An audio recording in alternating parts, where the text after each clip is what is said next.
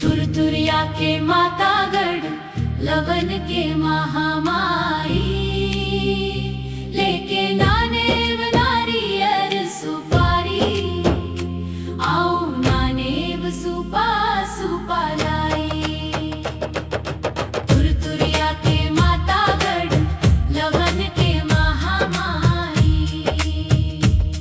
नवरात्रि के दिन आइस है गूंजे जय जयकार, दाई के जोत जले चोरा माँ भर दे उजियार संसार।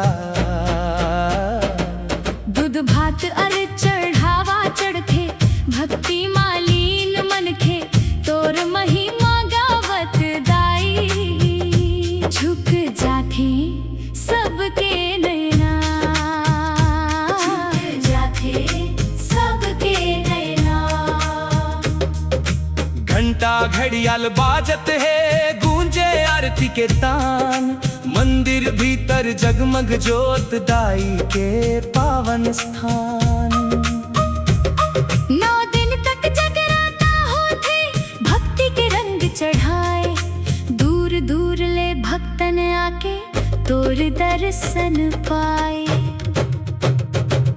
अम्बे जगदम्बे दाई कृपा कर दे अपार, तोर मया के छाँव मदाई कट जाही दुख के भार। तोर महिमा गावत रिहे राजेश सुन ले मोर बिनती माई।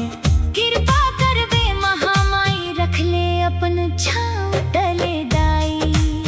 नानेव भक्ति अर्पित करथो भर दे मोर झोली, तोर चरणन माँ सिर नवाथो दाई सुन ले बोली। तुरतुरिया के